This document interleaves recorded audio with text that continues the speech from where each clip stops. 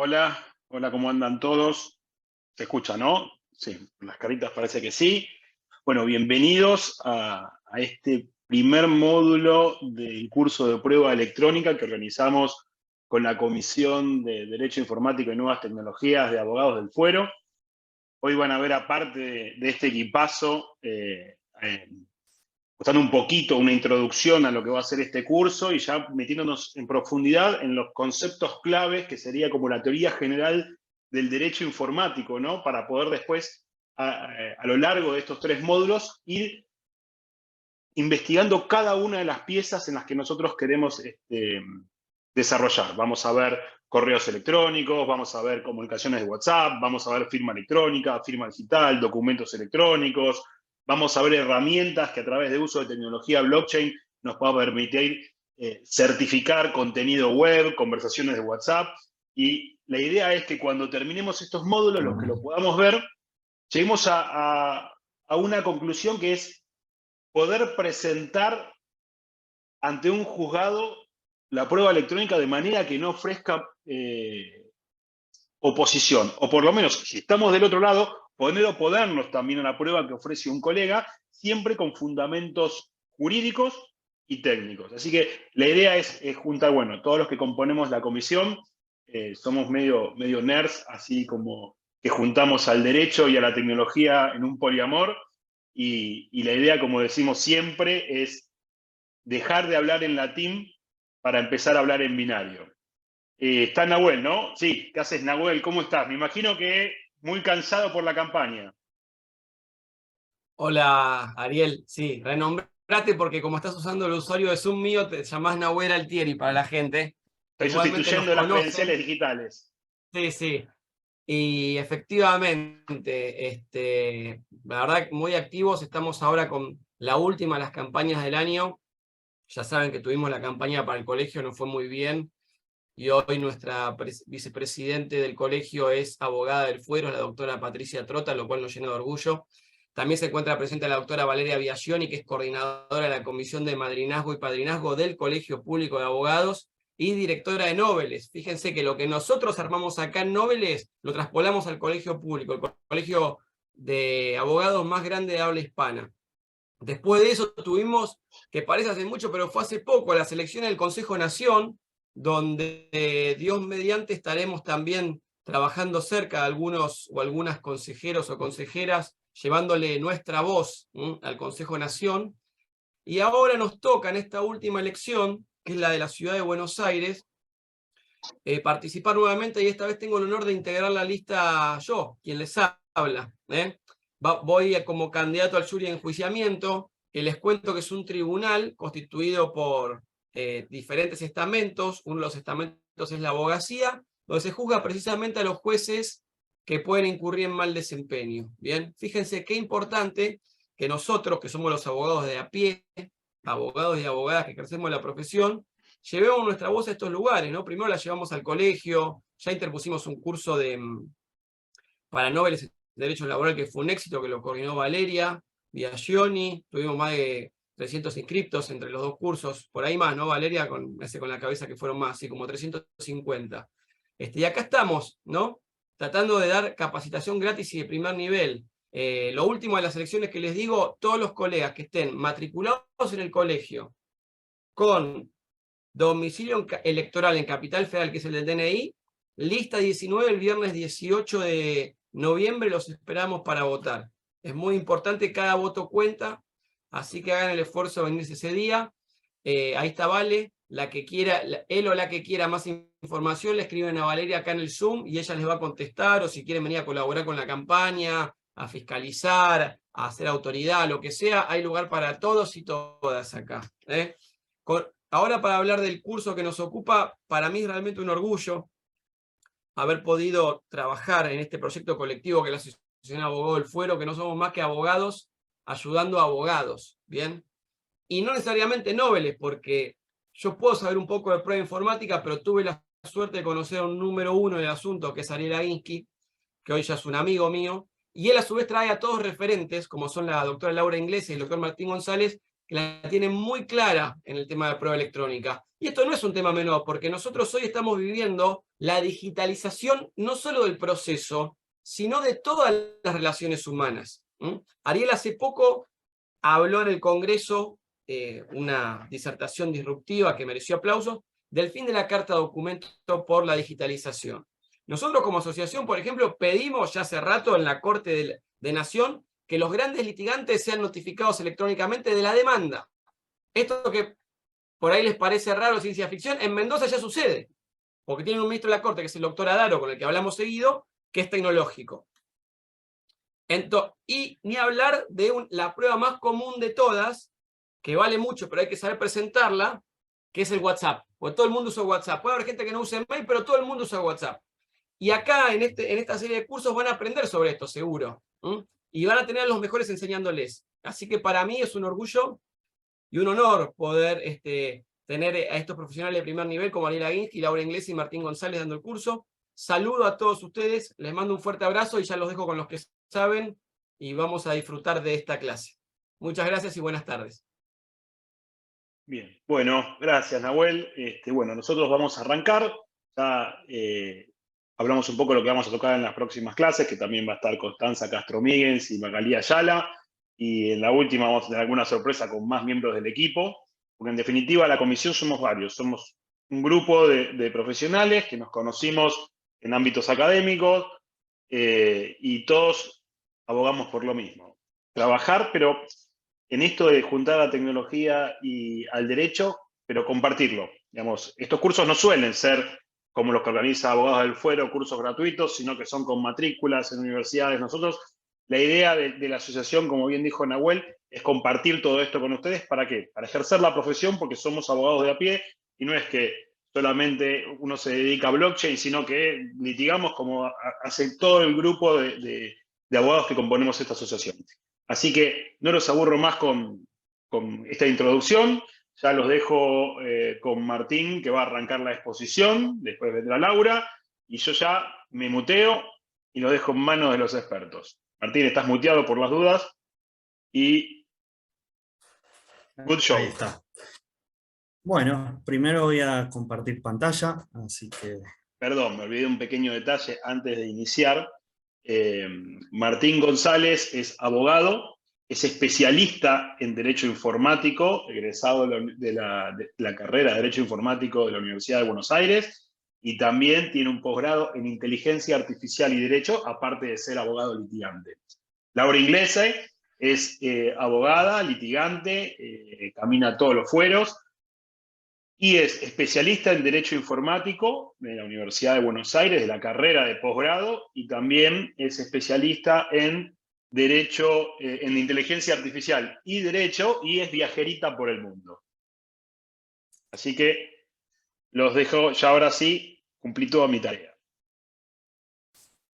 Bueno, en primer lugar quiero aprovechar de vuelta a agradecer a todos los colegas presentes, agradecerte, Ariel, por la invitación y a esta oportunidad, a Abogados del Fuero por brindarnos este espacio y por supuesto a Laura por compartir conmigo esta exposición.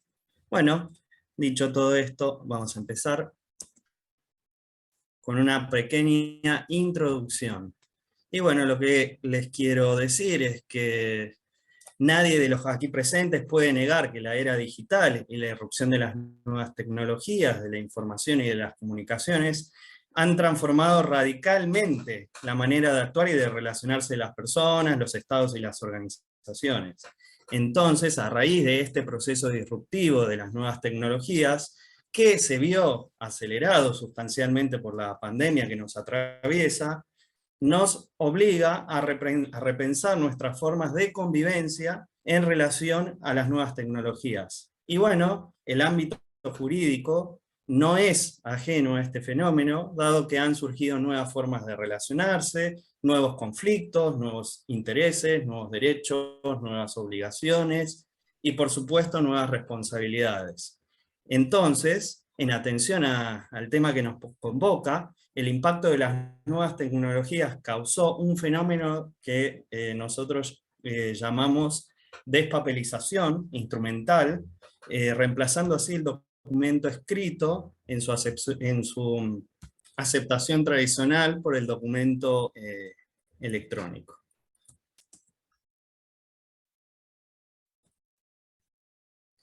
Bueno, entonces, puesto que la exteriorización de nuestra voluntad se plasma en su mayoría en documentos, sean estos tradicionales o electrónicos, les voy a proponer que comencemos por repasar en forma genérica el concepto de documento por un lado y por el otro de documento electrónico, sin adentrarnos aún en la temática que nos convoca hoy.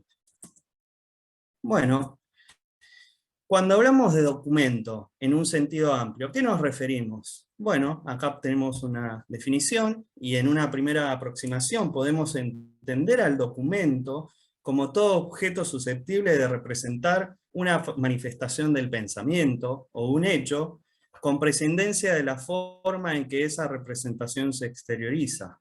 Ahora bien, para poder encuadrar jurídicamente esta definición en los términos de nuestra normativa, la manifestación del pensamiento o el hecho debe ser idóneo para producir efectos jurídicos. Dicho esto, les propongo que pasemos a una definición genérica de lo que es el documento electrónico. Entonces, cuando hablamos de un documento electrónico, nos referimos a toda representación de hechos o de actos jurídicamente relevantes, como mencionamos en la definición de documento, pero esta vez se plasma en un soporte electrónico cuya representación puede ser reproducida o recuperada en forma comprensible por el ser humano. En otras palabras, entonces podemos decir que este tipo de documento requiere para su representación de un soporte capaz de almacenar información codificada digitalmente y que puede ser reproducida o recuperada por medios técnicos.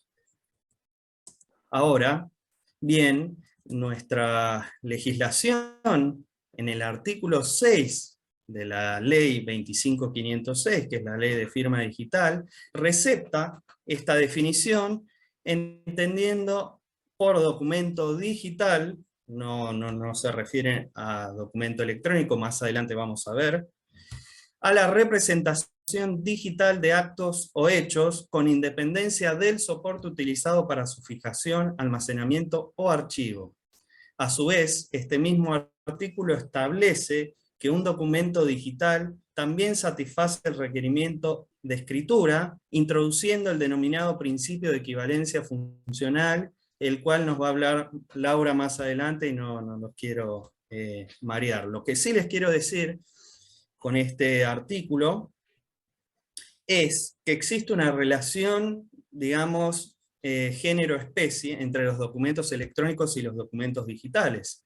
En tanto y en cuanto el documento electrónico es el género que abarca un sinnúmero de conceptos asimilables, mientras que el documento digital es la especie, es decir, una forma específica del documento electrónico que vamos a ver en un rato y que va a tratar Laura. Entonces, en relación a esto, quiero dejarles en mente, quiero dejárselos en mente para cuando Laura trate la firma digital en los términos exclusivos de la ley de firma digital.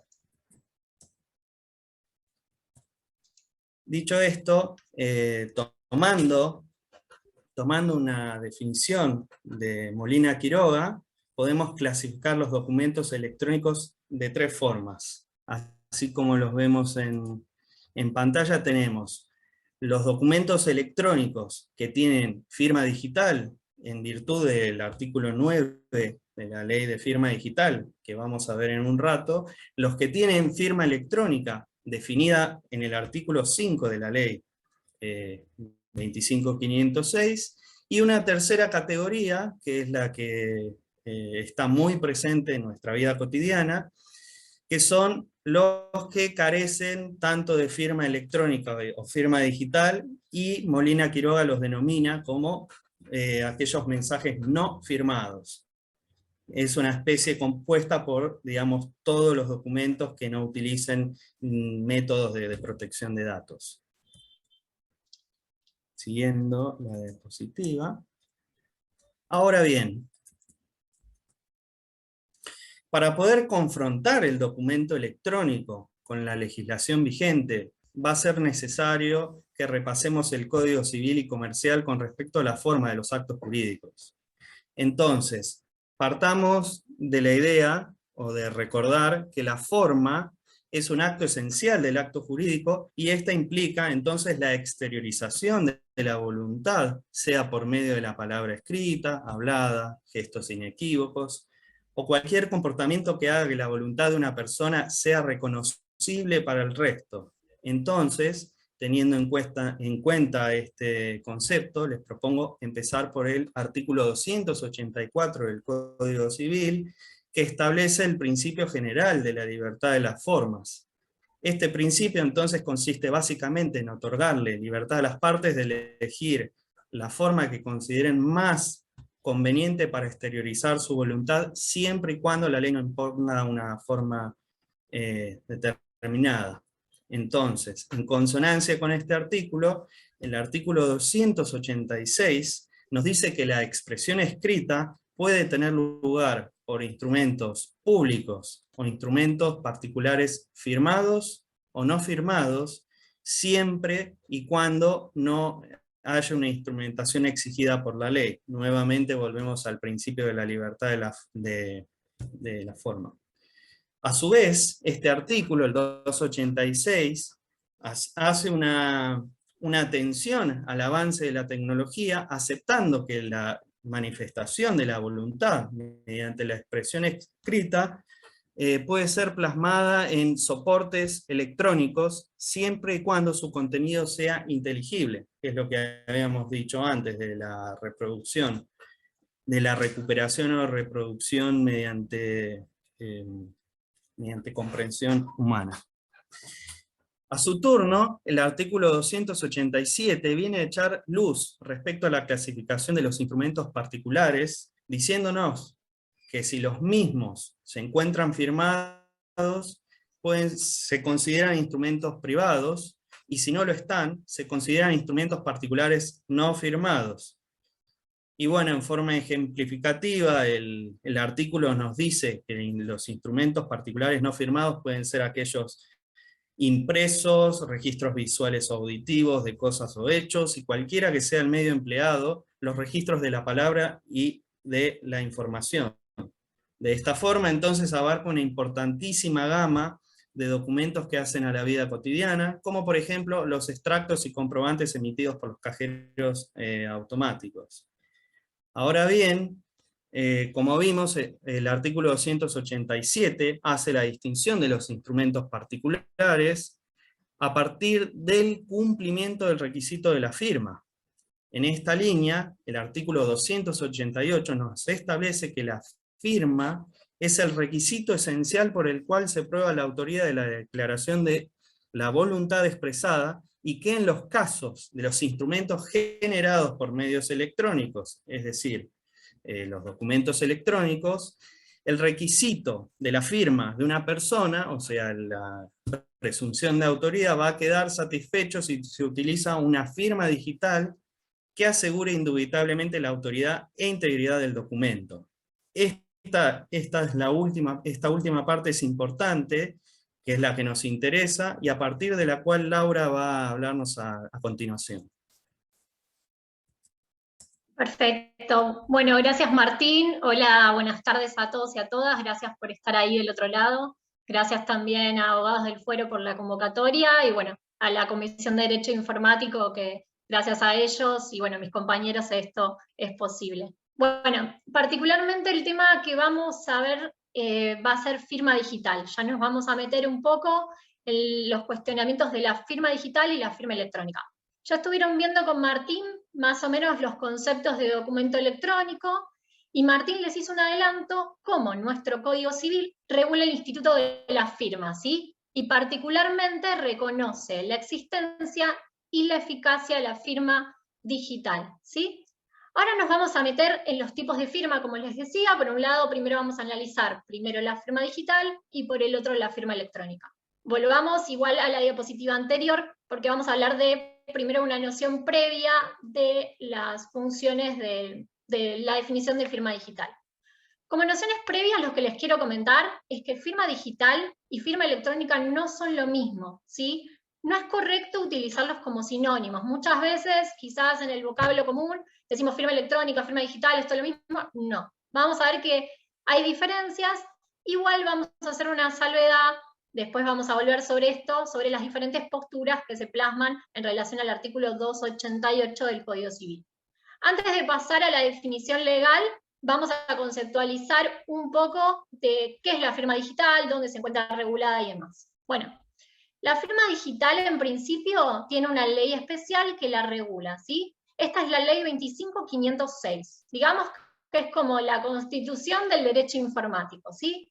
Muchos creen que estas cuestiones que estamos hablando hoy son novedosas, pero algo para destacar es que esta ley está vigente desde el 2001, ¿sí? Tiene un decreto reglamentario inicial del 2002 y actualmente está regido por el 182 del 2019, ¿sí? La verdad es que hoy por hoy no hay un uso masivo de lo que es firma digital. Quisiera saber cuántos del auditorio hoy por hoy utilizan el servicio de firma digital. Bueno, quizás en los abogados es un poco más común, ahora en lo que es provincia de Buenos Aires, pero digamos que no hay un uso masivo de la población y de las restantes profesiones, ¿sí? Bueno, antes de meternos, igual como les decía, en lo que es la definición que nos da la ley, vamos a decir qué es firma digital, ¿sí? Bueno, la firma digital, en este sentido, la vamos a entender como una herramienta tecnológica que nos va a permitir, por un lado, asegurar la autoría de un documento o mensaje, es decir, de una declaración de voluntad de un sujeto, y por el otro, verificar que su contenido no haya sido modificado. Vamos a ver un poquito qué nos dice la norma en su artículo 2.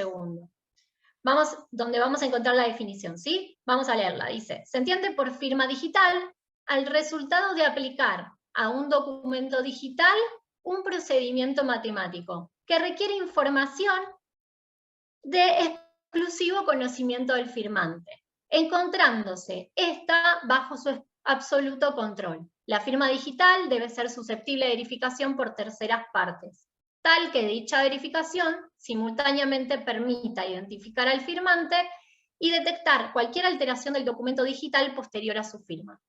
Por último, agrega, los procedimientos de firma y verificación a ser utilizados para tales fines serán los determinados por la autoridad de aplicación, ¿sí? En consonancia con los estándares tecnológicos internacionales vigentes. De la definición vamos a ver más adelante cómo vamos a de alguna forma descifrar las diferentes características que componen a la firma digital. Por un lado la autoría y la integridad, que serían las más importantes. Igual lo vamos a ir viendo. Nos quedamos en este punto y vamos a hablar de la composición, ¿sí? De una firma digital. Tenemos que decir que la firma digital cuenta con un certificado digital, ¿sí? Que se embebe en el documento electrónico. No es un certificado que figura por fuera de la firma digital, ¿sí? Y este se emite por un certificador, que es quien va a emitir ese certificado. Lo importante que este certificador, en lo que es firma digital, está licenciado previamente por el Estado y ha cumplido unos requisitos específicos de infraestructura y legalidad, ¿sí? Que brindan, mucha transparencia a lo que es el proceso de firma. Entonces podemos decir, en este caso, que el Estado Nacional es quien se reserva el monopolio de la firma digital, ¿sí? En Argentina, a través de esta política de certificación, con la infraestructura y las normas legales pertinentes. Ahora alguna pregunta que capaz uno se hace y dice, bueno, ¿necesitamos de algún soporte para firmar digitalmente? Esto es algo que muchas veces nos preguntan. Bueno, en este caso vamos a explicar un poquito cómo funciona. Se puede firmar digitalmente con token o sin token, ¿sí? Sin token se va a hacer a través de una plataforma de firma digital remota, que al final de la clase vamos a ver cómo se utiliza. Y bueno, ¿qué es este token? Que decimos, para firmar digitalmente vamos a necesitar un token, ¿sí? En un caso. Bueno, el token refiere a un hardware, es decir, a un soporte USB. Para quienes capaz no están tan gancheros con la tecnología, sería como un pendrive que utilizamos para guardar allí una clave privada, ¿sí? De la persona titular de ese certificado digital. Y se va a encontrar en él almacenado este certificado digital.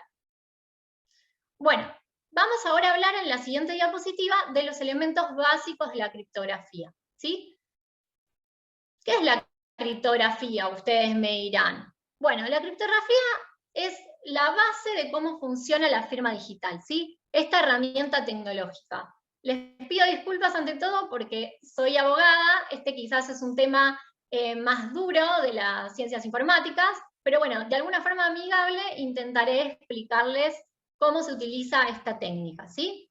La firma digital, como decimos, va a utilizar una técnica de autenticación. Esto es lo que denominamos criptografía asimétrica, ¿sí? Ustedes se preguntarán, bueno, pero Lau, ¿qué es esta criptografía asimétrica? Bueno, vamos a ver qué es la criptografía primero. Con criptografía nos vamos a referir al conjunto de técnicas que permiten alterar y modificar mensajes o archivos con el objetivo de que no puedan ser leídos por todos aquellos usuarios que no lo están autorizados a hacerlo, ¿sí? Es decir, que por medio de la criptografía solo va a leer el mensaje aquella persona que tiene la llave para abrir ese mensaje, no va a ser leído por todos, ¿sí? Y hablamos de asimetría porque opera con dos tipos de claves, ¿sí? Con una clave pública y con otra clave privada.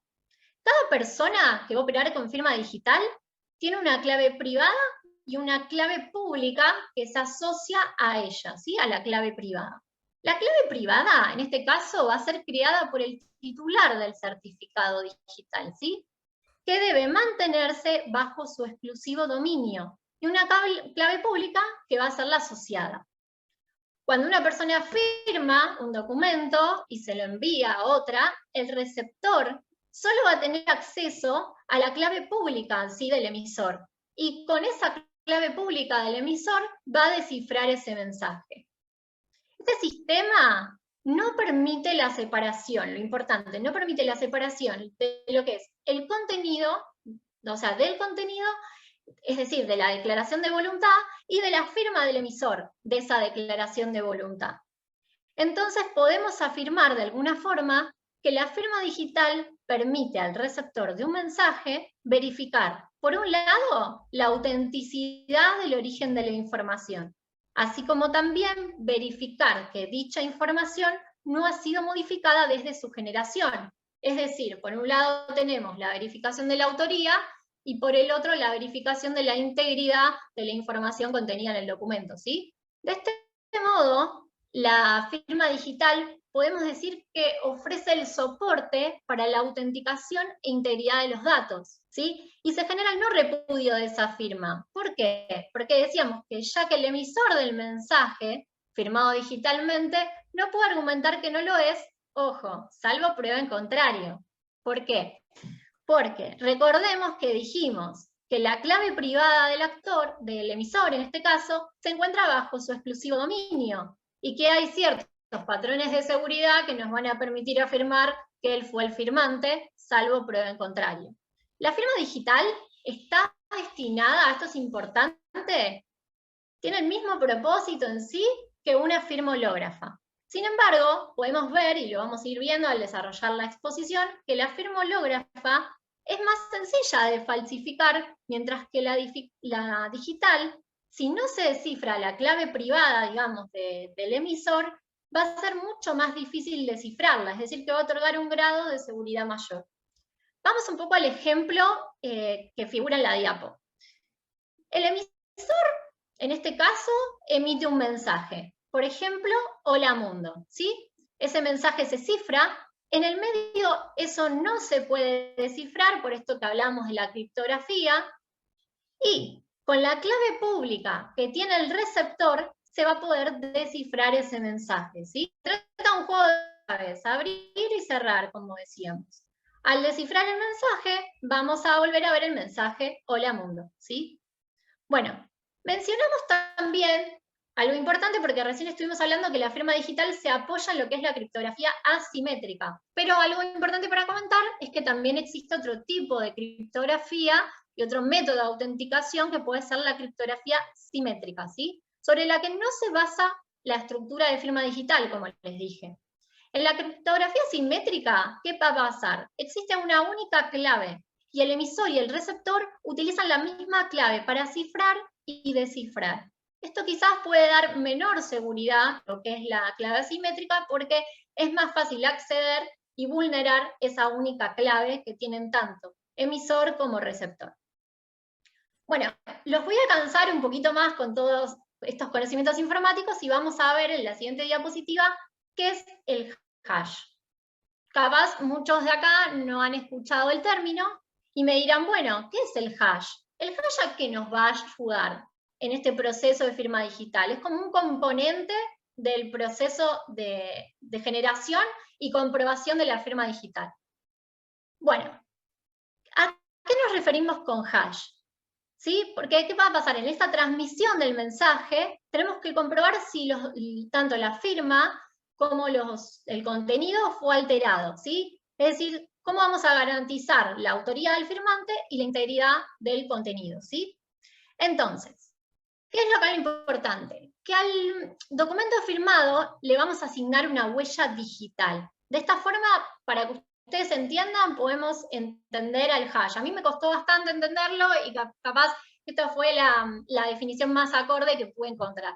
Entonces, hash sería una huella digital del documento, ¿sí? ¿Qué pasa? Consiste en un valor alfanumérico, como dice la definición, único e irrepetible, que va a identificar a un documento digital. Se va a obtener al aplicar una forma matemática llamada función unidireccional de resumen o función hash, ¿sí? Significa que al verificar, es decir, descifrar el documento que me remiten, firmado con firma digital, se va a aplicar una función hash, ¿sí? Y si el número hash obtenido no coincide con el resultado, la prueba, la verificación, me va a arrojar que estaré en presencia de que ese documento fue alterado o no cuenta con una firma digital válida y vigente. Este tema igual lo vamos a seguir viendo, el tema de hash, cuando avancemos en los módulos, en lo que es la preservación de la prueba digital, ¿sí? Porque el hash, el asignar un número, un valor único y repetible, tanto a lo que es el contenido del documento que estoy firmando como de una prueba, nos va a permitir verificar si ese documento fue alterado hasta que hagamos la comprobación de ese documento o lo llevemos en un juicio en la etapa probatoria al experto, un perito, digamos, a la realización de una pericia informática en este caso. Bueno, ahora vamos a ver un ejemplo sobre el funcionamiento de la firma digital en la siguiente diapositiva. Este tema es un poco complejo, pero vamos a tratar un poco de comentarles esto que veníamos diciendo, ¿sí? De cómo generamos primero la firma y de cómo hacemos el proceso de comprobación, donde acá van a entender un poquito más lo que es la criptografía, que ya vimos por separado, y lo que es el hash puntualmente, ¿sí? Lo que vamos a decir primero, que se van a aplicar técnicas criptográficas, como veníamos diciendo, que van a identificar digitalmente al documento, ¿sí? A grandes rasgos, se le va a embeber un certificado que va a establecer los datos del firmante, y se va a aplicar la función hash, que recién estuvimos viendo, ese valor único, irrepetible, esa huella digital al documento, el cual va a describir su composición digital al momento de la firma. Les voy a dar un ejemplo que lo vamos a ir viendo con lo que está en pantalla. María y José tienen sus pares de claves respectivas. Recordemos que cada persona va a tener su clave privada y su clave pública asociada. Supongamos que María escribe un mensaje a José, ¿sí? Va a resumir el mensaje mediante una función hash. La función hash va a arrojar ese código único y ¿qué va a hacer María? Va a cifrar el resultado de la función hash con su clave privada. Es decir, que va a cerrar de alguna forma el mensaje. De esa forma, al cerrar el mensaje también va a firmar, entonces va a obtener su firma digital. Y esto se va a adjuntar en el documento electrónico. ¿Qué va a hacer María? Va a enviar a José el mensaje original con su firma. Ahora vamos a pasar al lado derecho a lo que es la comprobación de la firma. ¿Qué pasa cuando a José le llega ese documento firmado por María con la firma digital? Bueno, va a querer primero corroborar la validez del documento y que también María haya firmado ese documento, reconocerla de alguna forma como autora de ese documento. Va a querer volver, o sea, reconocer lo que es la autoría y la integridad del documento. Volvamos sobre, recuerden esto, autoría e integridad del documento, que son como las bases de lo que es la firma digital. Entonces, ¿qué va a hacer en el proceso de comprobación de la firma? El software va a hacer un proceso inverso, va a separar los datos por un lado y la firma por el otro. Y va a aplicar al mensaje la función hash que estuvimos hablando, esa verificación, esa función unidireccional de verificación. Y descifrará el mensaje mediante la clave pública de María, ¿sí? Y de esa forma obtendrá el hash. ¿Qué va a pasar? El software que utilicemos de comprobación de firma va a comparar el hash que está en el certificado, ¿sí? Con el que pudo generar a través de descifrar ese mensaje, y si los dos coinciden, va a significar que no fue alterada la firma ni el documento firmado. Entonces, en este caso, estaremos seguros que quien envió el mensaje fue María y no fue modificado, ¿sí?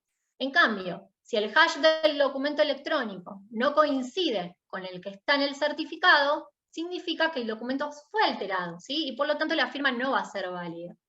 Algo para que se queden tranquilos, quizás viendo esto van a decir, me llega un documento firmado, tengo que ingresar una clave. No, bueno, el software nos va a arrojar directamente, no nos va a arrojar directamente al número hash, no es que nosotros vamos a ver el número hash en los ojos humanos, en los ojos de la comprobación que estemos haciendo.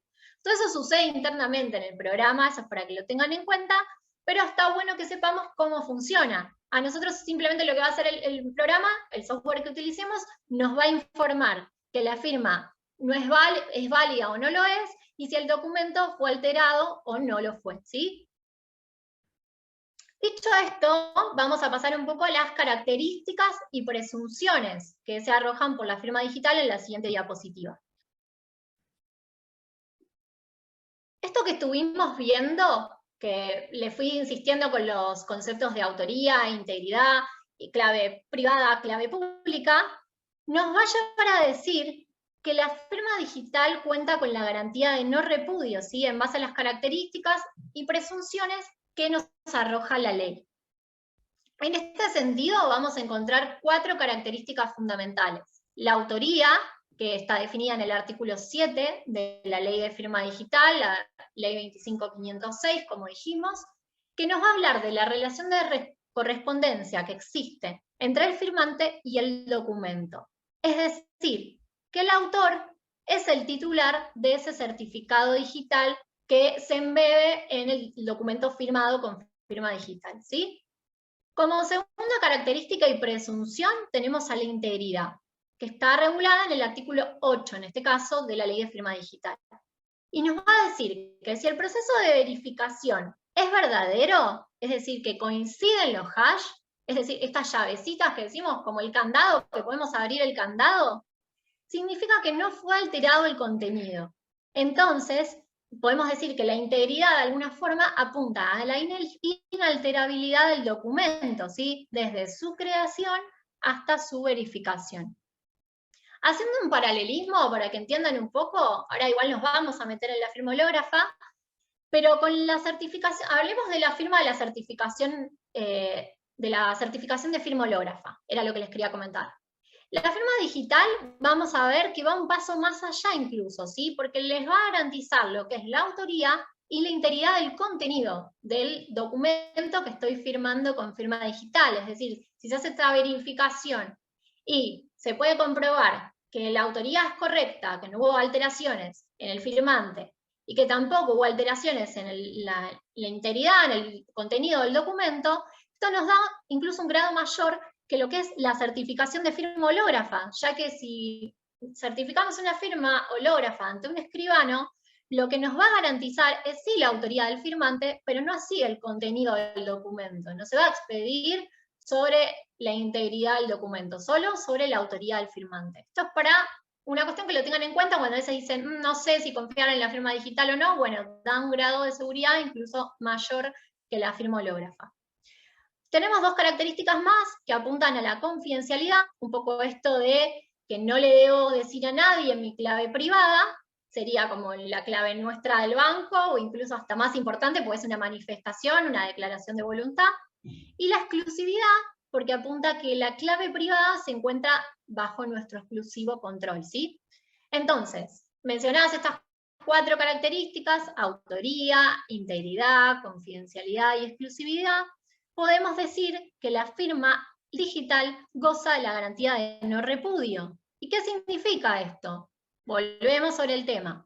Que si firmamos digitalmente un documento electrónico, este documento se presume, salvo prueba en contrario, recuerden que estamos ante presunciones iuris tantum, auténtico, ¿sí? Se va a presumir auténtico. ¿En qué? En términos de autoría y de integridad. Hoy creo que se van a ir con esos conceptos en la cabeza. Y quien cuestiona la firma debe probarlo, es decir, que va a tener un principio, una presunción de validez, ¿sí? La firma va a ser válida, la firma digital. Si otra persona la desconoce, esa persona que desconoce la firma es quien va a tener que probar que esa firma no es válida, ¿sí? Por ejemplo, si yo firmo con una firma digital un documento, ¿sí? Por ejemplo, con la firma otorgada por el Ministerio de Modernización, por la plataforma de firma digital remota que vamos a ver, ¿sí? Y Martín me dice, no, que yo no lo firmé, ¿sí? El documento. Entonces, yo no voy a tener la carga de probar que esa firma es válida. Martín va a tener la carga de desvirtuar mi firma, ¿sí? Va a tener la carga de probar que yo no lo firmé. Si yo le digo que yo lo firmé y que además cuenta con la presunción de validez. Esto es importante porque vamos a ver que va a haber una diferencia con la firma electrónica. Algo importante que les quiero mencionar, volviendo un poco a lo que era la confidencialidad y exclusividad, recordemos que es de buena práctica mantener esta clave privada bajo exclusivo control, ¿sí? Privado y nuestro, porque ante alguna vulneración o sospecha que tengamos de que esta clave pudo haber sido vulnerada, sería conveniente hacer la denuncia y revocar ese certificado digital que tenemos, ¿sí? Eso es muy importante. Para terminar un poquito con lo que es firma digital, nos van a quedar dos conceptos. Vamos a pasar ahora a los requisitos de validez en la próxima presentación, que nos va a hablar de qué pasa. Esta modalidad de suscripción de documentos, los requisitos de validez, justo creo que Martín está compartiendo la pantalla. Pasamos a la siguiente diapo, si puede ser. Ahí estamos, gracias. Bueno, esta modalidad de suscripción de documentos va a tener que cumplir con unos requisitos de validez. Unos requisitos de validez legal, en este caso, ¿sí? Que vamos a mencionarlos. Son 3. Están en el artículo, como les puse ahí, en el artículo 9 de la Ley 25.506 de firma digital. Los requisitos de validez legal, para que la firma sea considerada tal, tienen que ser 3. Haber sido creada durante el periodo de vigencia del certificado digital válido del firmante, es decir, que voy a tener que firmar durante la vigencia del certificado digital con el que cuento de habilitación de firma digital. El B es ser debidamente verificada por la referencia a los datos de verificación de firma digital que constan en dicho certificado, según el procedimiento de verificación correspondiente. Esto es todo lo que vimos sobre la comprobación de la firma. Tiene que ser susceptible de verificación, ¿sí? Por los estándares tecnológicos y legales vigentes. Y por último, que es importante este punto, es que dicho certificado haya sido emitido o reconocido por un certificador licenciado, ¿sí? En este caso, por un certificador licenciado previamente por el Estado. ¿Por qué? Porque recordemos que el Estado es quien tiene el monopolio de la firma digital en Argentina, ¿sí? Entonces, si no se dan alguno de estos 3 requisitos de validez, en principio, según la Ley 25.506, no vamos a estar en presencia de firma digital, sino de firma electrónica. Por eso un poquito les decíamos esto de que no es correcto utilizarlas como sinónimos, ¿sí? Más allá después el nivel probatorio, que puede ser otro tema. Ahí quizás sí lo vamos a ir viendo, pero lo que es la composición, la estructura y el reconocimiento, digamos, que hace la ley especial, no son consideradas como sinónimos. Vamos a ver ahora sí el último punto de lo que es firma digital, antes de meternos en firma electrónica, que apunta al principio de equivalencia funcional, ¿sí? Entonces, como vimos, la firma digital es sumamente importante, ¿sí? Porque nos da incluso una seguridad mayor que el hológrafa, con las diferentes cuestiones que les dije que podemos ver, ya que tiene un sistema de autenticación complejo detrás y cuenta con la garantía de no repudio, es decir, que quien alega desconocerla debe probarla.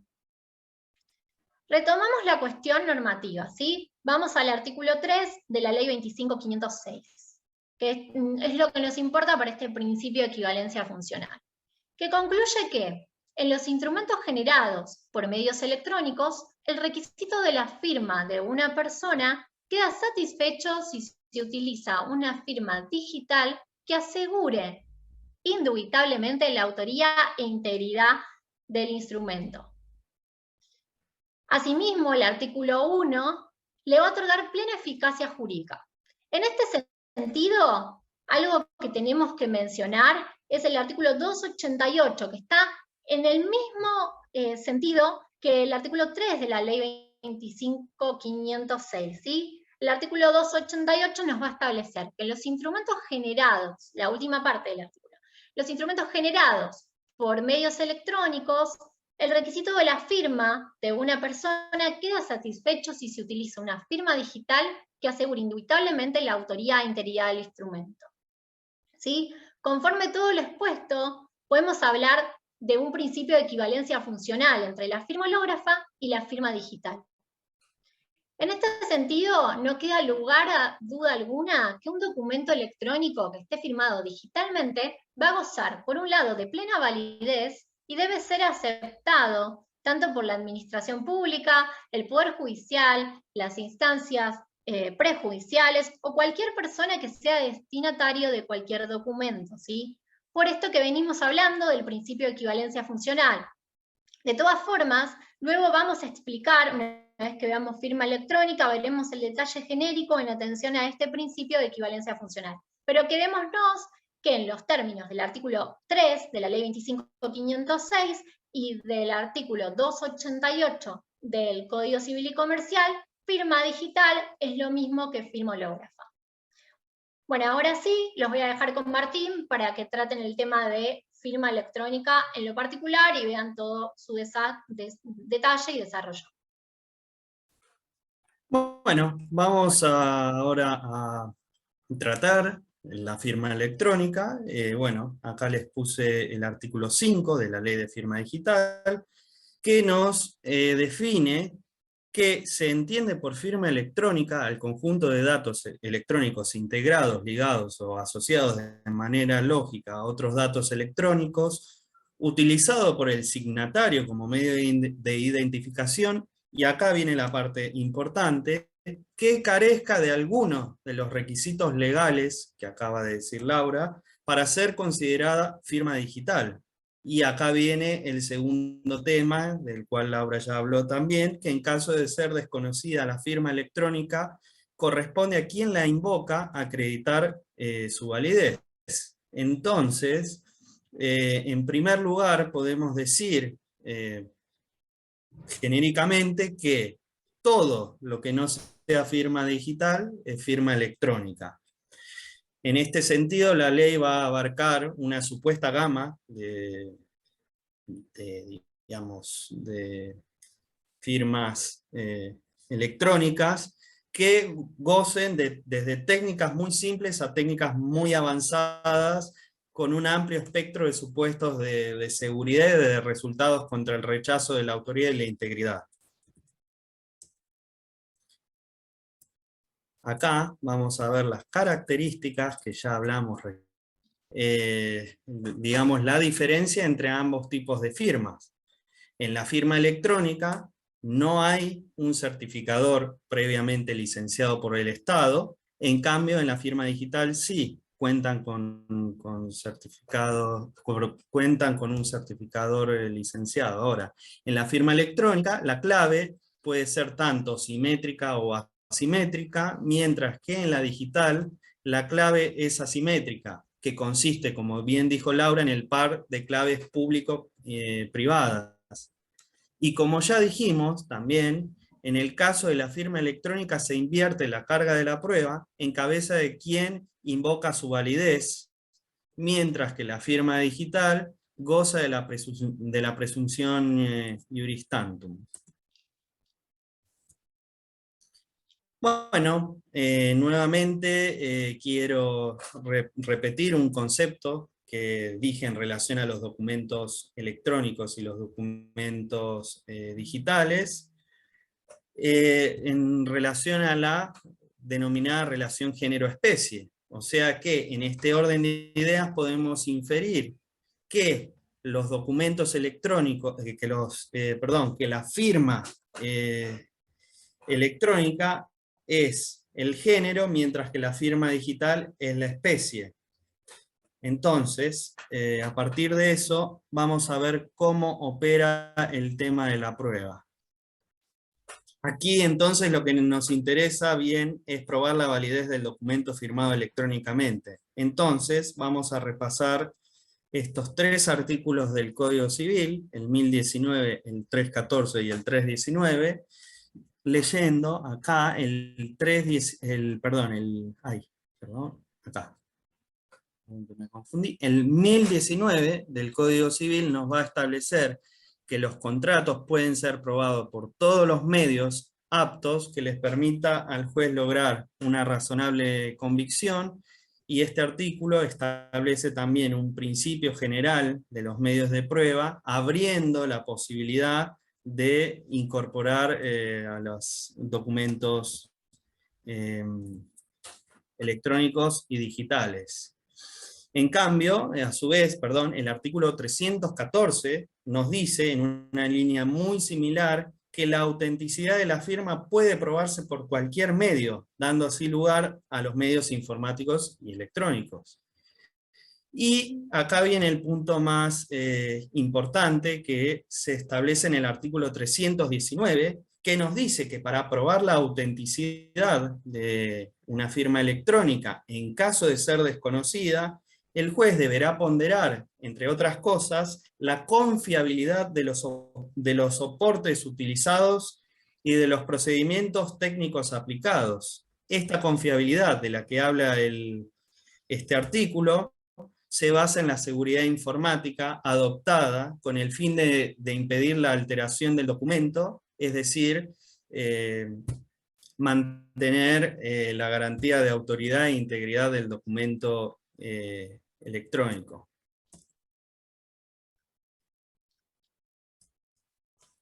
Bueno, en vista de lo que vimos, ahora Laura va a exponer las tesis amplias y restrictivas referentes al tema que acabamos de hablar. Bueno, sí, habiendo visto un poquito lo que es firma digital y electrónica, ya tenemos el concepto, los detalles, las características, un poquito entendimos cómo funciona, y también entendimos el tema de esta carga de la prueba que se da en la firma digital y en la firma electrónica de forma inversa, ¿sí? Bueno, particularmente algo que nos va a interesar es un debate que se generó en relación al artículo 288, ¿sí?, del Código Civil y Comercial de la Nación, que ya venimos repitiendo en su parte final. Volvamos a releerlo, donde dice que en los instrumentos generados por medios electrónicos, el requisito de la firma de una persona queda satisfecho si se utiliza una firma digital que asegure indubitablemente la autoría e integridad del instrumento. ¿Qué pasa? El Código Civil y Comercial en este caso nos está diciendo en principio que para que la declaración de voluntad de una persona expresada a través de su firma, para que ésta sea válida en un documento electrónico, la misma debe tratarse de una firma digital. ¿Sí? Y es importante la última parte, que nos dice que asegure indubitablemente la autoría e integridad del documento. Entonces nos preguntamos con esto, de la lectura del artículo y un poco de lo que nos decía la ley 25.506. ¿Es válida la declaración de voluntad exteriorizada a través de la firma digital? Y entonces no es válida la declaración de voluntad exteriorizada a través de una firma electrónica. Bueno, la redacción de este artículo ha generado gran debate tanto en la doctrina como en la jurisprudencia, ¿sí? En particular en reconocer la autoría e integridad de esos documentos electrónicos que vimos que fueron suscriptos con firma electrónica, ¿sí? Para ver si esos que fueron suscriptos con firma electrónica son válidos o no. En base a esto, como todo en derecho, vamos a encontrar posturas opuestas, vamos a encontrarnos con una tesis restrictiva y otra tesis amplia al respecto. La tesis restrictiva ¿qué nos va a decir? Solo va a reconocer la validez del documento electrónico y de la firma. Bueno, estábamos sobre las tesis, perdón, hubo algún inconveniente con el sonido de algunos de los participantes. Bueno, estábamos diciendo entonces que del artículo 288 se van a derivar dos tesis, ¿sí? Una tesis restrictiva que solo va a reconocer la validez del documento electrónico y de la firma inserta en aquel que fue suscrito mediante firma digital. Solo mediante firma digital, únicamente en estos casos.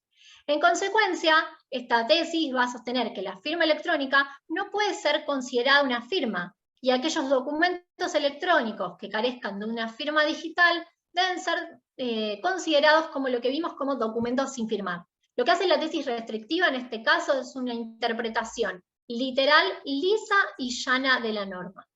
En contraposición, tenemos la tesis amplia, ¿sí? La tesis amplia, ¿qué va a hacer? Va a decir que la norma debe interpretarse de manera inclusiva a cualquier tecnología que asegure, por un lado, la autoría y la integridad del documento, ¿sí? Aun cuando las características técnicas sean diferentes a la de la firma digital, que conocemos en la actualidad, ¿sí? Porque lo que hace es hacer una interpretación de una forma armónica con lo que es la normativa del Código Civil y Comercial, y además una interpretación sistemática con lo que es la ley de firma digital especial, porque específicamente en su artículo 1 reconoce tanto plena eficacia jurídica a la firma digital como a la firma electrónica, ¿sí? Y a través del artículo 5 incluso, consagra como diferencia sustancial entre ambas, o sea, reconoce eficacia jurídica ambas, pero una diferencia que sí nos da la ley, que es un poco de lo que estuvimos hablando,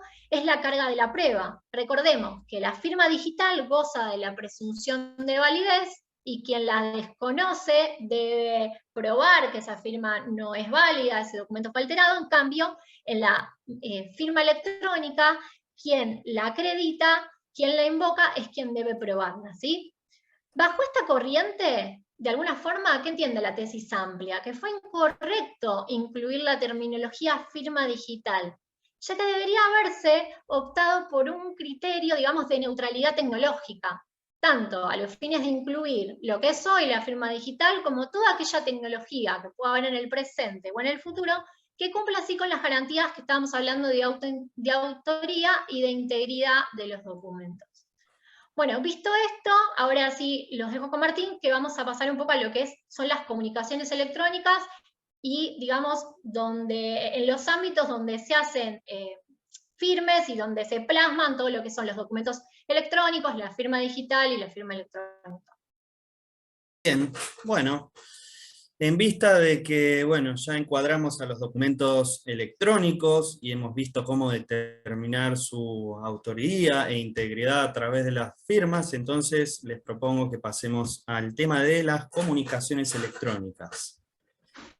En principio, en términos sencillos, cuando nosotros hablamos de correspondencia, hacemos alusión a la transmisión de un mensaje de una persona hacia otra. En este sentido, no podemos desconocer que hasta hace no mucho tiempo, las comunicaciones solo eran posibles mediante las cartas misivas. Pero actualmente, ¿qué sucede con un correo electrónico, un mensaje de WhatsApp? Pueden ser considerados correspondencias en el sentido amplio, en el sentido, perdón, normativo y tradicional de la palabra.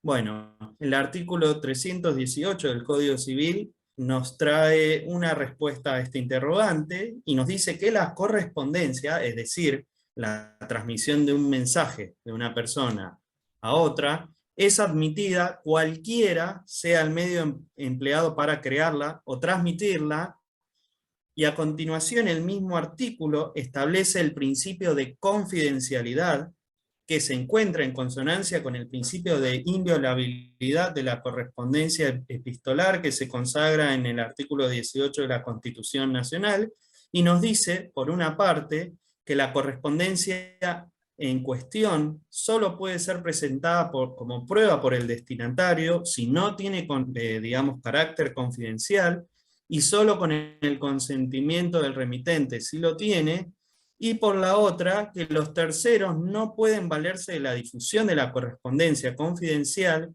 sin asentimiento del destinatario y del remitente.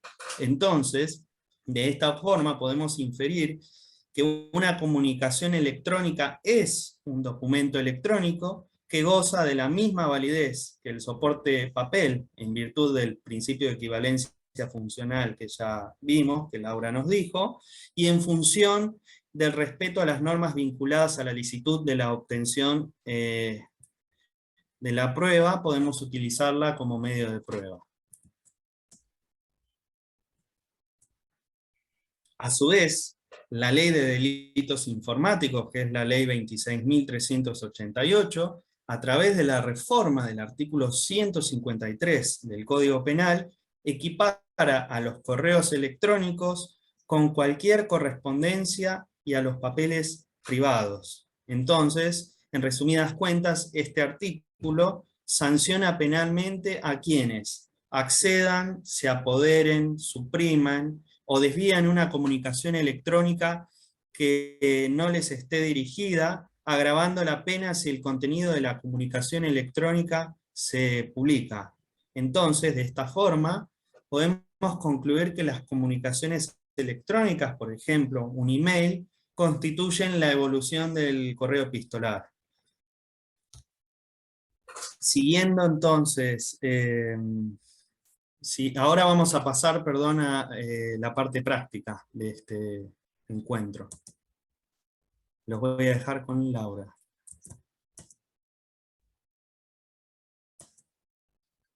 Bueno, ya estamos casi terminando, pero lo que nos gustaría que vean un poco es, bueno, ya vimos las definiciones, la composición, el funcionamiento de la firma digital y la firma electrónica, ¿sí? Pero ¿cómo operamos? Yo les decía que no se asusten, porque no era que íbamos a tener que comparar nosotros los hashes, eso lo hace un software, el software nos va a brindar de alguna forma la información que queremos saber, ¿sí? Pero ¿cómo lo hacemos?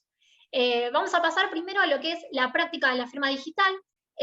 Hoy por hoy, no sé si muchos saben, se encuentra disponible lo que es la plataforma de firma digital remota. Las licencias son otorgadas por el Ministerio de Modernización. Ahora en la siguiente diapositiva vamos a ver cómo se hace el ingreso, ¿sí? En mi caso, concurrí en el mes de junio a registrar la plataforma, o sea, la firma digital remota. Lo pueden hacer todos los ciudadanos, el trámite es gratuito, y en mi caso, como les decía, concurrí al Banco de Inversión y Comercio Exterior, que se encuentra en Mitre al 800, ¿sí? Esto es una autoridad de registro. Todas estas autoridades forman parte de una infraestructura de firma digital, que bueno, en este caso no nos pusimos a desarrollar, porque tratamos de incluir varios temas, pero bueno, con firma electrónica y firma digital podríamos estar hablando 4 días enteros, y hasta más. Pero para que tengan una idea, como les dije, el Estado es el que tiene el monopolio de la fuerza y es quien va a ordenar un poco la infraestructura, ¿sí? La autoridad de registro en este caso lo que hace es gestionar, digamos, el alta de los usuarios finales de esas firmas digitales. Bueno, como les decía, el trámite es gratuito y presencial, van a tener que sacar un turno previo y van a acceder, ¿cómo funciona? ¿Cómo se utiliza? Se va a poder acceder de cualquier dispositivo electrónico que tengan, no van a necesitar un token en este caso, porque la validación se va a hacer en la nube, ¿sí? Esto nos va a permitir firmar documentos con firma digital que van a tener, como vimos, la misma validez legal que aquellos que se firman con firma hológrafa, ¿sí? Se va, cuando concurran, si alguno no fue todavía y está interesado, bueno, van a acreditar su identidad con el DNI, se van a tomar una serie de datos biométricos, y se va a generar una clave privada, esta clave privada que estuvimos viendo que era de exclusivo conocimiento del titular, y se va a concurrir, bueno, como les dije, con el celular, y les van a hacer descargar un software de autenticación, ¿sí? En mi caso tengo el software de Google, que ¿qué va a hacer este software? Va a generar un OTP de autenticación a través del celular. Es como el token del banco cuando hacemos transferencias, bueno, y nos pide ese número que se va modificando en el correr de unos segundos, bueno, esto es un valor, o sea, digamos, un eslabón más de seguridad a lo que es la clave privada. Va a tener una vigencia temporal de 4 años en este caso, y para ingresar, vamos a ver en la diapositiva siguiente, cómo vamos a firmar, ¿sí? Porque bueno, hacemos toda la gestión, tenemos la firma digital dada de alta, y cómo firmamos un documento en la plataforma de firma digital remota. Vamos a ingresar al firmador, firmar.gov.ar, en la sección firmador, vamos a colocar nuestro quit y nuestra contraseña, y luego, como les decía, nos va a pedir un código OTP que se genera automáticamente en nuestro celular con el autenticador que previamente descargamos y validamos al iniciar el trámite, que ya les dije que en mi caso tengo el autenticador de Google. Como dijimos, este OTP se trata de un segundo factor de seguridad, ¿sí? De autenticación. Una vez dentro del firmador, vamos a subir el documento. En la diapo siguiente lo vamos a poder ver, y procederemos a agregar nuestro PIN en este caso, es decir, nuestra contraseña, nuestra clave privada, y daremos luego en firmar. En el próximo paso, ahora lo vamos a ver en la siguiente diapositiva, veremos nuestro documento, ¿sí? Veremos nuestro documento, en este caso yo firmé un presupuesto que envié a un cliente, entonces como lo enviaba por medios electrónicos, lo firmé con firma digital. Entonces vamos a ver cómo en él va a estar embebido el certificado. ¿Sí? Esto que les decía, que no se genera un certificado aparte, sino que está embebido en el mismo documento que estoy firmando. Entonces vamos a poder ver la información del certificado, ¿sí? Ahí van a poder ver, en este caso, mi nombre, el número de serie, la entidad certificante, en este caso modernización, y la vigencia del mismo, ¿sí? En este caso, como les dije, es otorgado por 4 años. Para que la firma digital sea válida y como tal, debe garantizarse entonces la integridad del documento, y ese documento debe ser firmado durante el plazo de vigencia que está en el certificado, o sea, ahí vemos la fecha de vigencia del mismo. Entonces, cuando yo hice esa firma tiene que haberse generado dentro del plazo de vigencia del certificado digital del que soy titular, ¿sí? Bueno, algo importante para que tengan en cuenta, el documento va a quedar finalmente firmado cuando lo descarguen, ¿sí? Entonces van a presionar en ese caso descargar documento, y el archivo será idéntico al original, pero tendrá la firma digital incorporada dentro del mismo documento, ¿sí? Y esto va a tener plena validez legal en cuanto a su autoría y a su integridad, ¿sí? Algo que les quería comentar que puede ser quizás útil. En este caso yo les decía un presupuesto que envió un cliente, en este caso lo firmé solo yo y no necesitaba de la firma de otra persona. Pero ¿qué puede pasar si hay varios firmantes? Si estamos firmando un contrato o un acuerdo y queremos que sean varios los intervinientes, ¿sí? Este documento electrónico sea firmado por más de una persona. En este caso debemos continuar la cadena de firmas, ¿sí? Una detrás de la otra. Yo firmé ese documento, entonces se lo voy a enviar a la contraparte en este caso para que también firme el documento. Lo va a hacer ingresando en la misma plataforma. En el caso que tenga esta firma digital remota, va a ingresar sus datos, su usuario, su contraseña, su OTP, va a firmar el documento. Algo importante para que tengan en cuenta, la plataforma no es interactiva entre los firmantes, es decir, que lo que va a tener que pasar es que yo firmo primero mi documento, se lo voy a enviar por un medio electrónico a la contraparte, sea WhatsApp, sea email, el medio que quiero utilizar, pero siempre electrónico, la otra parte lo va a firmar, y ese documento final, es decir, o en el caso que haya otro firmante posterior, el documento final va a ser el que contenga la firma de todas las partes, ¿sí? En ese caso, si éramos solo yo y la contraparte, éramos 2 personas, 2 apoderados, supongamos. En este caso lo que vamos a hacer es, cuando la otra parte firme el documento, me lo va a remitir, y ese documento va a ser, digamos, el documento final donde van a constar las 2 firmas, ¿sí? Pero tengan en cuenta esto, que la plataforma no es operativa, no es que se lo voy a poder enviar a la otra parte dentro de la plataforma, ¿sí? El propio archivo, como les decía, nos va a garantizar la integridad al verificarlo, ¿sí?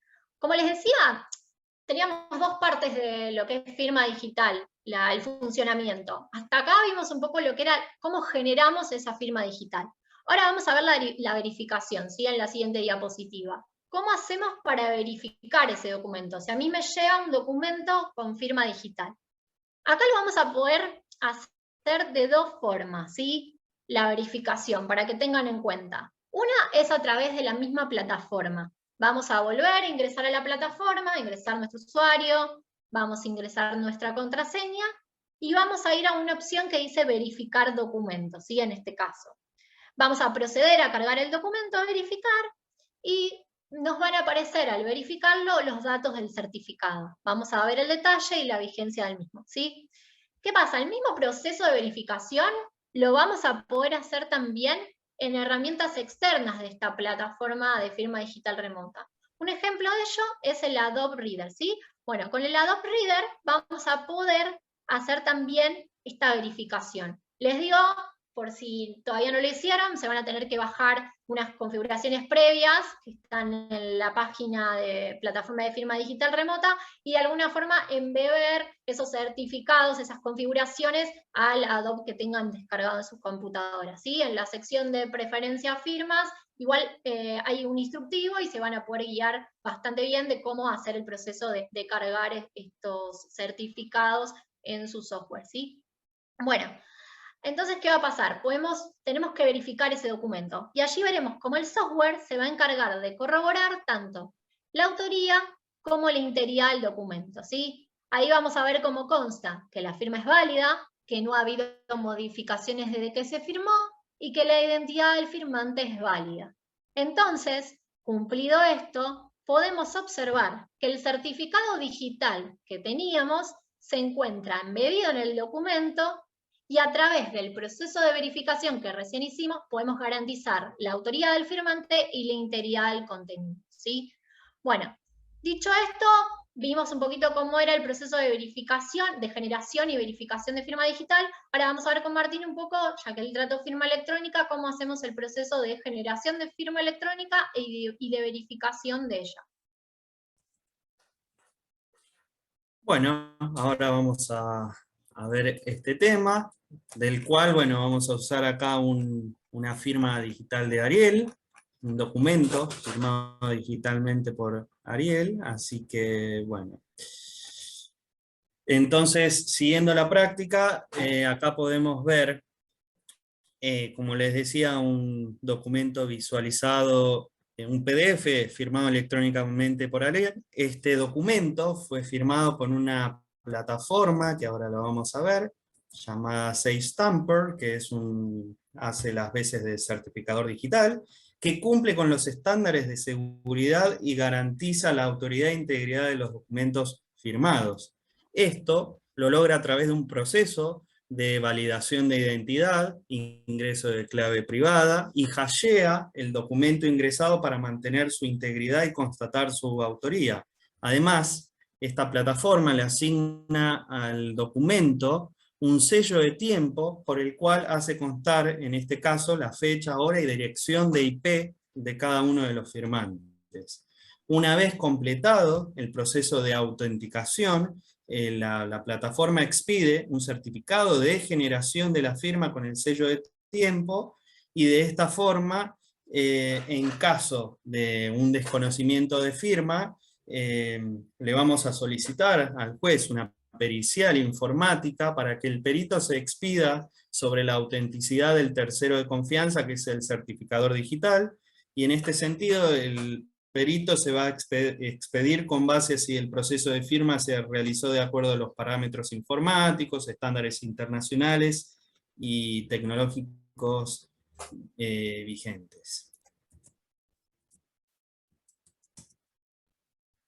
Dicho todo esto, y en consonancia con lo que vimos con Laura respecto al proceso de verificación, también con el Adobe Reader podemos proceder a verificar la validez de la firma insertada en el documento electrónico y la integridad del documento.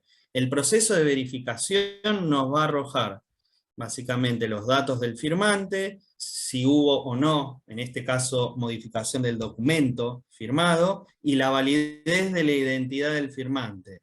Entonces, mencionado esto, ya sabemos cómo podemos utilizar los servicios ofrecidos por este tercero de confianza para firmar documentos con firma electrónica, que cumplan entonces con los estándares de seguridad y robustez propios para garantizar la autoridad e integridad del documento. Además, quiero agregar, yo no sé, pero quiero agregarles que esta plataforma tiene un costo que es económico. Yo no sé, Ariel, si sabes cuánto es el costo actual. más o No, menos. sí, ahora no sé, hace un tiempito estaba a $10. Pero 10 igual dólares. hay por certificado. Pero igual hay un montón de herramientas ahora para utilizar. Después las vamos a ir nombrando como DocuSign, Adobe Bien, Sign. Hay varias herramientas ahora que usamos incluso para filmar a distancia. perfecto. Bueno, llegado a esto, hemos llegado a este espacio de preguntas. Si algún colega quiere, estamos abiertos. Bueno, Sí, chicos, la verdad que gracias a todos por escucharnos y bueno, si tienen Muchísimas preguntas las gracias. vemos en el chat. los felicito, chicos, por la exposición. Estuvo excelente, recontra claro. Ojalá los hubiese conocido antes para que sea más claro el tema para mí. En un principio yo había marcado una pregunta de Roberto con respecto al sistema de notificaciones y presentaciones de la Suprema Corte de la Provincia de Buenos Aires. Cuando vos decís que te logueás con dos contraseñas, no tiene nada que ver con el tema de pública-privada. Para hacer un ejercicio mental, te hago una analogía. La contraseña pública y privada sería como cuando vas al banco y vos pones la tarjeta, que digamos, el banco conoce tu tarjeta, sabe que esa es tu tarjeta y vos la pones. Esa sería la clave pública. La privada es tu contraseña. ¿Sí? Lo que vos haces en la plataforma es poner primero la contraseña para ingresar a la plataforma y después para destrabar el token. Pero eso son dos cuestiones distintas, pero no tiene nada que ver con pública o privada. Después, perdón, que voy mirando, si hay algún proyecto para que todos los ciudadanos tengan firma electrónica.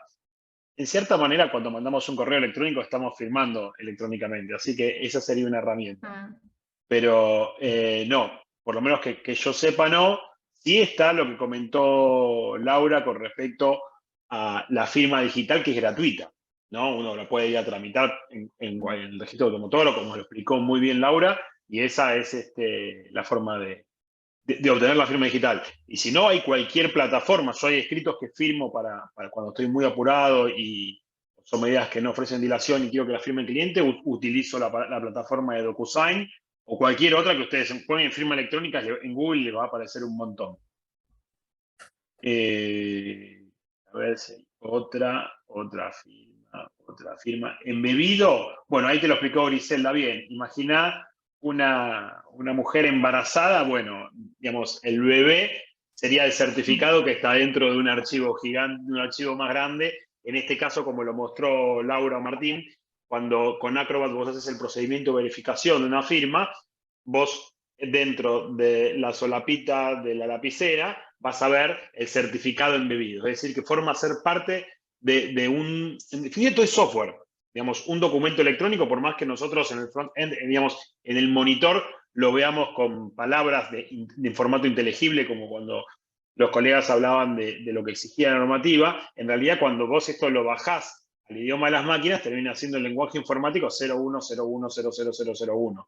Lo que hace eso es que ese software, ese documento generado electrónicamente, tenga embebido, es decir, dentro, incorporado, un certificado que es lo que garantiza la integridad, lo que bloquea, que no se puede modificar, y si se modifica uno puede verificar esa modificación, y lo que le inserta la firma, que es el certificado que identifica al firmante con, digamos, con su autoría, ¿no? con su certificado.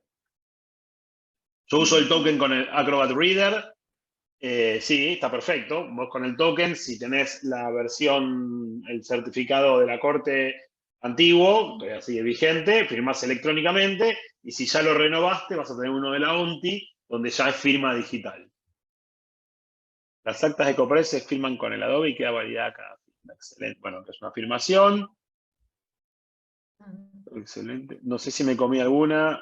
Laura, Martín. Si te lo acepta la justicia, la firma por Adobe, mirá, yo firmé por DocuSign y no tuve ninguna observación. Y si lo observan sería una locura, porque Martín explicó y Laura el principio de equivalencia funcional y cómo la ley 25.506 deroga implícitamente cualquier otra norma. Es decir, si una norma dice que yo tengo que presentar firma hológrafa y nosotros nos basamos en el principio de equivalencia funcional y yo presento esto, no lo debería, no sería legítimo que no lo acepten. Ahora que por comodidad, o Bueno. por falta de recursos, o por lo que sea, el SECLO, por ejemplo, te pide que vos firmes y escanees, eso es un documento particular no firmado, porque la firma, una vez que se digitaliza el documento firmado, desaparece esa voluntad, esa estampa de la manifestación de voluntad del firmante. O sea, deja de ser una firma, sino que es un documento particular no firmado. Pero bueno, así lo requiere, con el tiempo lo vamos a ir cambiando y va a haber más plataformas que seguramente admitan esto. No sé, Laura, Martín, si me comí algo. No, creo que estamos. Quizás aclarar un poco en lo que es el Poder Judicial, o sea, Nación, que los abogados contamos sí con lo que es la firma electrónica cuando subimos nuestros escritos, pero un poco bajando un poco a la práctica de todos los días.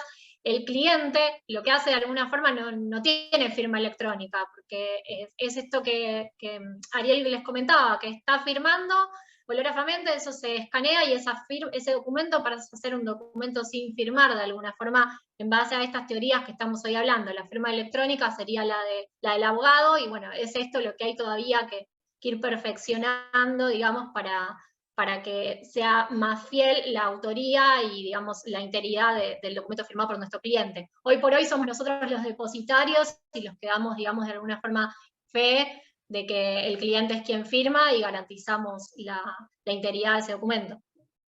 Exacto. No nos confiemos que hay muchos casos en provincia de Buenos Aires, sobre todo, en donde los colegas cortan y pegan la firma de un cliente y eso no es válido y el juzgado o el tribunal puede pedirles el original, y si uno no tiene el original que coincida exactamente con eso, está incumpliendo la normativa, porque como dijo Laura, somos depositarios de la voluntad del cliente, ¿no? Entonces, cuidado con eso, porque a veces uno para sacárselo encima cree que va, pero no va. Eso no es firma.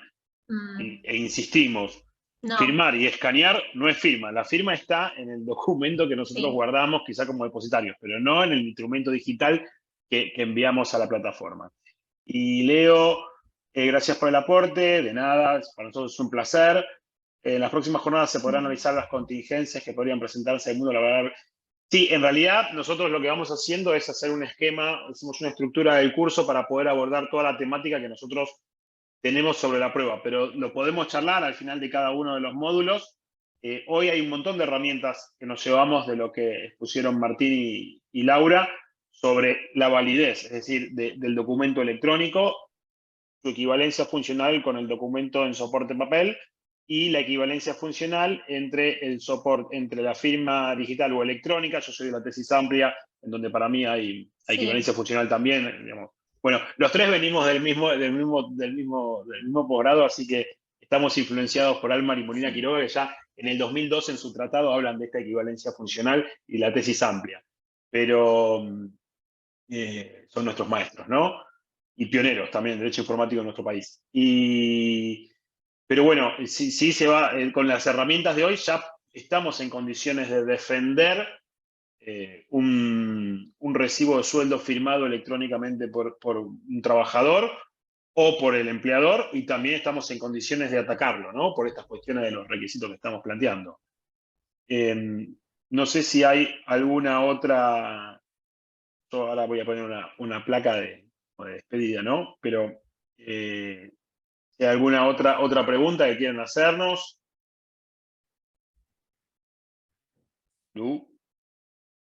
Bueno, otra vez me está pasando cualquier lo mismo. cosa está disponible el correo de la comisión, igual si tienen alguna duda nos la pueden enviar, no hay ningún problema. Bien, aprovechamos entonces para pasar un aviso parroquial. La semana que viene nos volvemos a encontrar. Vamos a ir profundizando un poquito. Hoy fue como una especie de teoría general del documento electrónico. Abordamos muy bien los colegas que ya abordaron directamente la práctica, porque uno se la pasa escuchando sobre firma electrónica, firma digital, pero bueno, acá nos metemos directamente en la práctica. Los invitamos a todos que también se vuelvan a conectar. Yo tenía una preparado, pero bueno, como siempre pasa, a ver cuál es. Ahí está, no sé si ustedes están viendo el final que continúa. Nos vemos, ahí está. Nos vemos en la próxima. Están los flyers en la. No es el mismo miércoles, ya les paso la hora. Perdón, no me la acuerdo de memoria. Desde que cumplí 40 perdí todo tipo de memoria. Esto es... Perdí muchas cosas, pero la memoria sobre todo. Lo va a dar Martes Magalí 15, Ayala. ¿no? Martes 15, esperen que busco la placa. Los va a dar... acá está. Martes 15, también perdí la vista. 17:30 horas. Lo va a dar la colega Magalí Ayala y Constanza Castro Míguez, también especialistas en Derecho Informático. Así que para alquilar balcones, los esperamos el martes que viene. Y gracias a todos por compartir esto. Ya se nos fue 1 hora y media, así que la pasamos bien, fuimos bastante y los vamos a poner en la plataforma de YouTube. Tenemos al doctor Facundo Castro, hola Vale, está Hernán Zárate, que fue uno de los primeros colegas que fue testigo de mi primer fracaso musical. Facundo, no sé si querés decir algo de los certificados, que siempre estás con ese tema. Estás sin audio. Ah, no, porque yo los muteé a todos, es verdad. Espera. Participantes. Facundo Castro. Facundo Castro. Ahí te... sí. Ahí está. Ahí ¿Ahí me está. escuchan? Perfecto. Gracias, Ariel. Hola, bueno, muchas gracias por la jornada de hoy. Excelente, la verdad que todo lo que explicaron, todo lo que pusieron, súper claro y nos sirve un montón para ir entendiendo todo esto. Y respecto a los certificados, sí, estamos emitiendo certificados.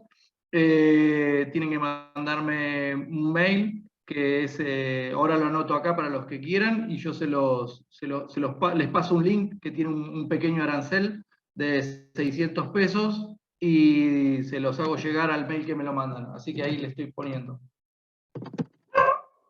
Y está el perro ladrando.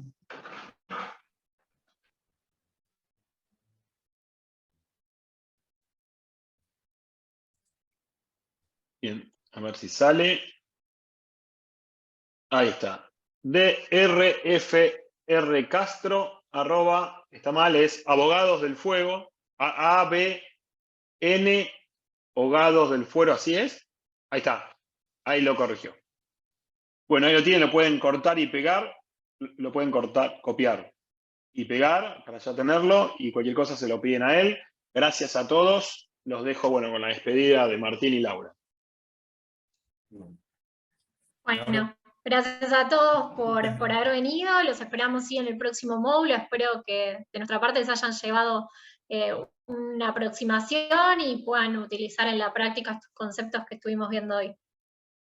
Bueno, muchas gracias y bueno, nos vemos nosotros en el tercer encuentro, nos volvemos a encontrar con todo el equipo completo. Así que bueno, muchísimas gracias a todos los colegas.